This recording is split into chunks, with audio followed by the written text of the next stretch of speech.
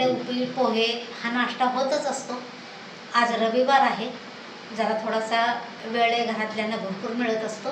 मुलं मुख्य म्हणजे घरात असतात. त्यामुळं आज मी तुम्हाला नवीन काहीतरी रेसिपी दाखवणार आहे, ती म्हणजे शेवईचा उपमा.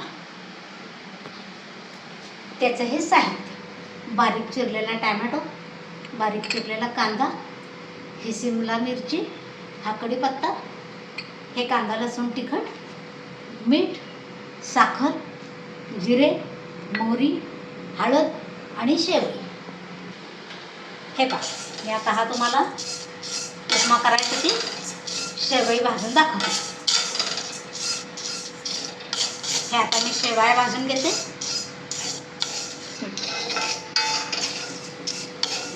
ह्या अशा साधारण बदामी रंगावर शेवया भाजून घ्यायच्या, कारण त्या जर कमी भाजल्या गेल्या तर उपमा चिकट होऊ शकतो. म्हणून भाजताना शेवई खमंग भाजली गेली पाहिजे.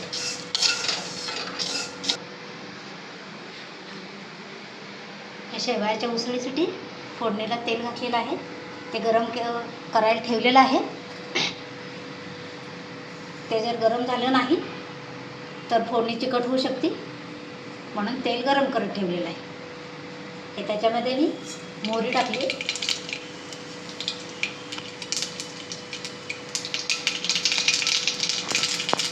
त्याच्यानंतर हे जिरे टाकले,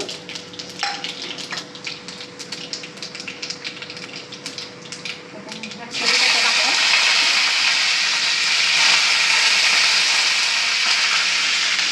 त्याच्यानंतर हा चिरलेला कांदा टाकला. तो चांगला असा खमंग परतवून घ्यायचा.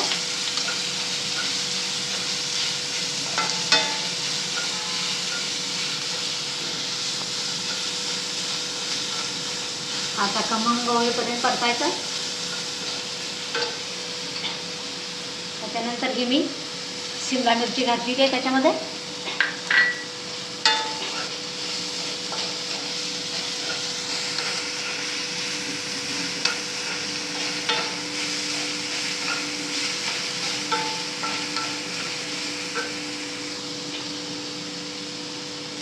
त्याच्यानंतर हा टॅमॅटो घातलेला,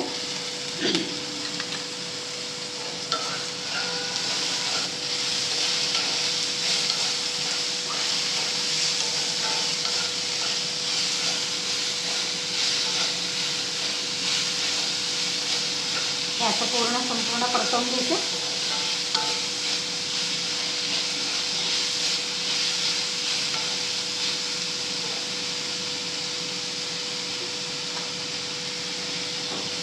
त्याच्यानंतर हे मी त्याच्यात हळद घातलेली आहे,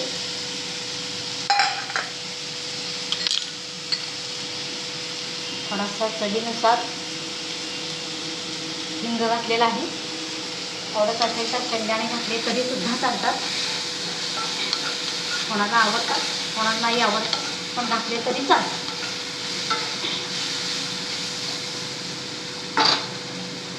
आता मी याच्यात चवीनुसार तिखट घालणार आहे. कांदा लसूण मसाला, हिरवी मिरची घातली तरी चालते, पण शिमला मिरची घातलेली आहे त्याच्यामुळे मी हिरवी मिरची घातली नाही.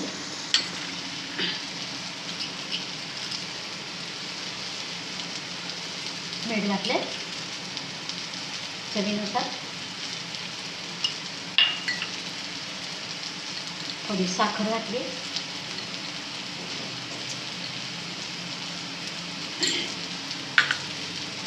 ते पुन्हा एकदा सगळं असं परतून घ्यायचं.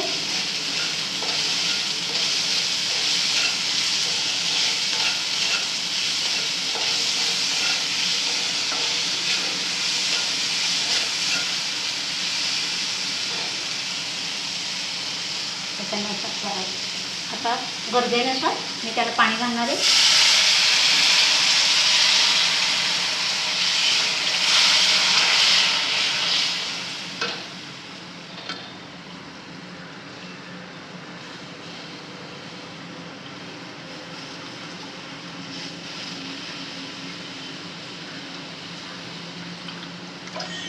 बस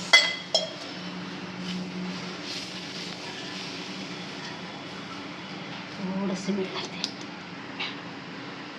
ही अशी उकळी आलेली आहे पाण्याला. आता मी त्याच्यात शेवया सोडते.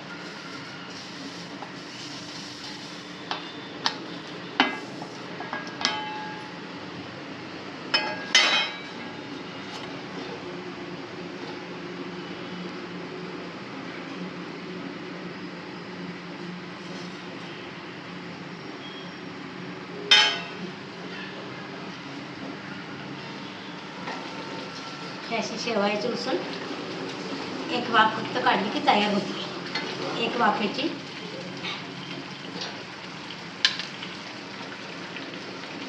थोडंसं असं ओलं खोबरं घालायचं. त्यानंतर एक वाफ काढायची.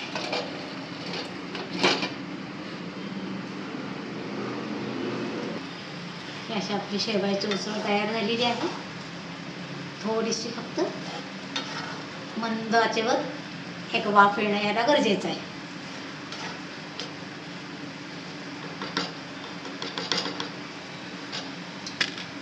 एक वाफ फक्त याला छोटीशी होती.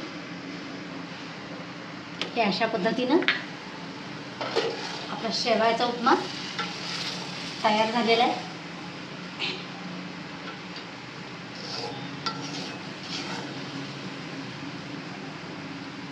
शेवाळ्याचा उपमा तयार आहे.